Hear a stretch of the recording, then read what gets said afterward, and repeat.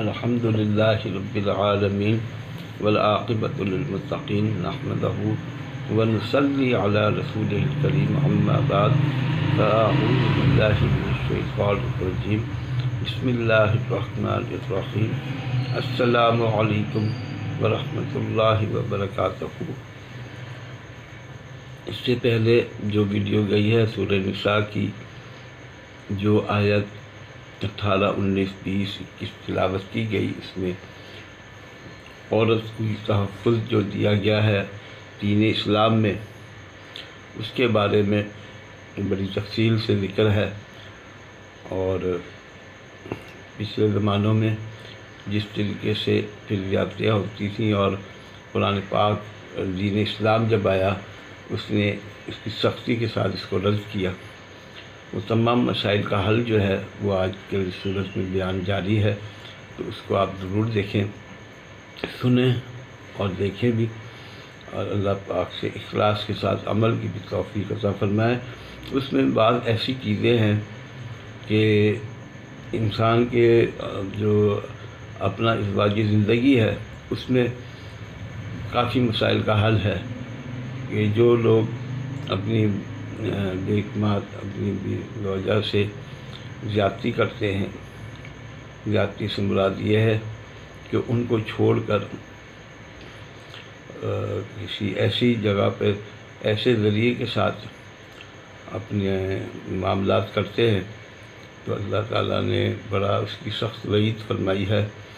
اور چونکہ دین اسلام میں عورت کو بڑا تحفظ دیا گیا ہے، اور یہ کہنا کہ عورت کا کوئی مقام نہیں ہے بہت ہی غلط بات ہے۔ نبی پاک صلی اللہ علیہ وسلم خود اپنی زوجہ سے بے انتہا محبت کرتے تھے، اور ہر معاملے میں ان کا ہاتھ بٹاتا کیا کرتے تھے۔ ایک موقع پر بھی آپ کی بیٹی بی بی فاطمہ رضی اللہ تعالیٰ عنہ نے آپ سے ایک فرمائش کی کہ میں تھک جاتی ہوں، اور یہ جو ہے کام میں تو کوئی باندھی جیسی ایسا سلسلہ ہو جائے تو میرا ہاتھ بٹا دیا کرے۔ تو آپ مسکرا دیے، تو آپ نے کہا کہ میں تمہیں تو لا کے دے دوں گا، لیکن وہ خواتین، وہ گھرانے جو اس کو نہ افورڈ کر سکتے ہوں تو ان کا کیا ہوگا؟ تو آپ نے وہ جو تسبیحات ہیں نماز کے بعد 33 بار سبحان اللہ، 33 بار الحمدللہ، اور 34 بار اللہ اکبر کی بتائیں، تو ہاتھ تسبیح کے دانے سے نہیں بتائیں ہیں، تسبیح کا استعمال نہیں اس میں بتایا ہے، ہاتھوں کے اوپر خود نشانات ہیں۔ یہ نشانات جو تسبیح کرتا ہے تسبیح کے مقابلے میں، تو یہ قیامت کے روز یہ گواہی دیں گے کہ اس سے ہماری تسبیح کہ اللہ تعالیٰ کو مقدار سے کوئی تعلق نہیں ہے کہ کوئی عمل 1000 دفعہ کر لیں، 2000 دفعہ کر لیں، 100 دفعہ کر لیں۔ ہاں بعض عمل ہوتے ہیں لیکن وہ آسانی کے ساتھ کر لیں، اس میں بھی جو ہے نا تسبیح کی ضرورت نہیں ہونی چاہیے۔ صلاۃ تسبیح لوگ پڑھتے ہیں تو بعض لوگوں کو دیکھا تسبیح پکڑ لیتے ہیں، ان کا دھیان تسبیح کی طرف ہوتا ہے، ان کا توان جو ہوتا ہے وہ گنتی کی طرف ہوتا ہے، اخلاص جو اس میں نہیں آتا ہے۔ آپ پڑھیں، صلاۃ تسبیح پڑھیں، آپ نے 75 دفعہ ایک دفعہ پڑھنی ہے، اس کا طریقہ ہے اور کوئی مشکل نہیں ہے، لیکن پھر بھی اگر کوئی کمی بیشی رہ جائے تو اللہ تعالیٰ معاف فرمانے والا ہے، لیکن اخلاص کے ساتھ پڑھنی چاہیے کہ سبحان اللہ والحمد للہ ولا الہ الا اللہ واللہ اکبر ولا حول ولا قوۃ الا باللہ العلی العظیم۔ تو اس کا مطلب پتہ ہونا چاہیے کہ اللہ کی حمد و ثنا ہم بیان کر رہے ہیں، اس کے سامنے عاجزی سے کھڑے ہیں، نہ کہ ہمارے ذہن میں یہ ہو کہ 60 دفعہ ہوا، 65 دفعہ ہوا، یا تسبیح کی طرف دھیان ہوا، تو وہ تو پھر عبادت جو ہے میں کھل کے بات کر لیتا ہوں، اس میں کسی کو دکھانے کے لیے ریاکاری نہیں ہونی چاہیے، خالص اللہ کی لیے عبادت ہونی چاہیے۔ اللہ تعالیٰ ہمیں عمل کی توفیق عطا فرمائے۔ اس کو بھی ضرور قرآن پاک کو دیکھیں، اور یہ اسلامی تعلیمات کے سلسلے میں اللہ کے جو نیک بندے ہیں ان کے اعمال بیان کی جا رہے ہیں۔ مقصد ہوتا ہے کہ انہوں نے جس طریقے سے اپنی زندگی گزاری ہے اس میں بڑے بڑے مسائل کا حل بھی ہے۔ حضرت فقیہ اعظم علیہ الرحمہ نے ایک مرتبہ سجری پہنی ہوئی تھی، نماز کا وقت ہوا تو کرتا پہنے بغیر اس سجری کے ساتھ نماز ادا فرمائی۔ میں نے سوال کیا، حضرت ہم اگر نصف بازوؤں والی بشرٹ پہن کر مسجد میں نماز ادا کرنے چلے جائیں تو علماء حضرات ہمیں میلی نگاہوں سے دیکھتے ہیں اور عام طور پر حکم صادر فرما دیتے ہیں کہ تمہاری نماز نہیں ہوئی، جاؤ مکمل بازوؤں والی قمیص پہن کر آؤ۔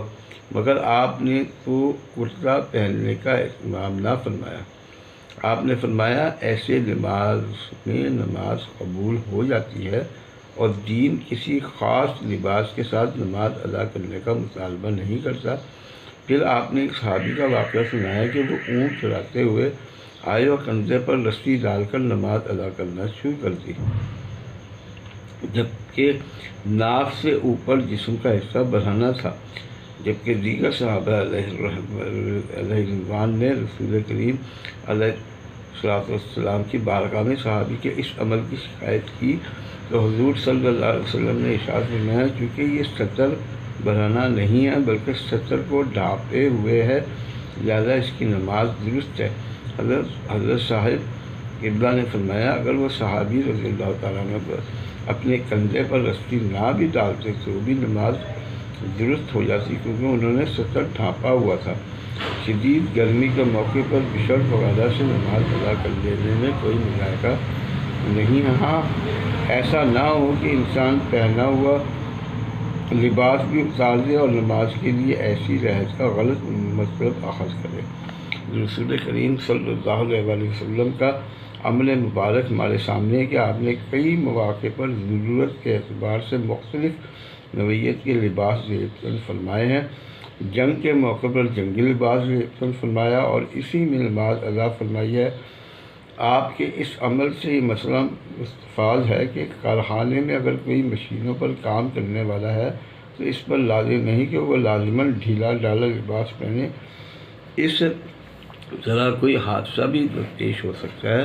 ملازم اسی لباس میں نماز ادا کر سکتا ہے جو اس نے ڈیوٹی کے وقت پہن رکھا ہے،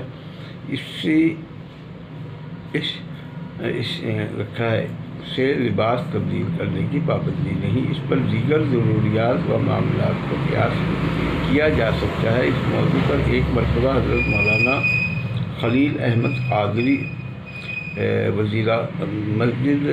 جامع مسجد وزیر خان جو لاہور میں ہے سے بات ہوئی تو انہوں نے بڑی وضاحت سے فرمایا ایک وقت تھا جب انگریز کے درمیان لباس کا تفاوت تھا اور ان کا لباس ان کی ثقافت کا عکاس تھا، مگر اب وہی لباس بطور علامت مروج نہیں ہے، لہذا ایسی احتیاط کی کوئی وجہ نہیں۔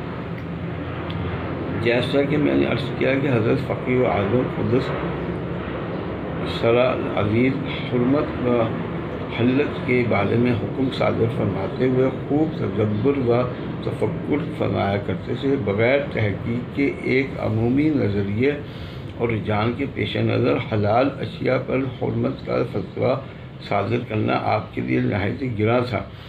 حالانکہ ہمارے علماء کرام اس معاملے میں کچھ اجرت پسند واقع ہوئے ہیں، اللہ ماشاء اللہ۔ اس ضمن میں ایک دفعہ کا واقعہ ہے کہ میں اور میرا ایک عزیز غلام رسول صاحب حضرت فقیہ اعظم کے ساتھ بصیر پور جا رہے تھے۔ ہمارے درمیان ٹائی کے مسئلے پر بحث چھڑ گئی۔ غلام رسول کا موقف تھا یہ صلیب کا نشان ہے، لہذا اسے پہننا ناجائز ہے۔ میرا موقف تھا یہ صلیب کا نشان نہیں ہے، موجودہ پھانسی کے پندے کی شکل تو ہو سکتی ہے مگر صلیب کی علامت نہیں ہے، لہذا اس کو ناجائز قرار دینا غلط ہے۔ غلام رسول نے اپنے موقف کی تائید میں بیان کیا کہ ایک مسلمان فاتح نے کسی عیسائی علاقے پر فتویٰ پائی تو مسلمانوں اور عیسائیوں کے درمیان شکل و صورت کے اعتبار سے حد فاضل قائم کرنے کے لیے عیسائی رعایا پر ٹائی کا پہننا لازمی قرار دیا گیا۔ آج کل یہیں سے بیان شروع کروں گا کیونکہ وقت کم ہے۔ اللہ پاک عمل کی توفیق عطا فرمائے۔ السلام علیکم ورحمۃ اللہ وبرکاتہ۔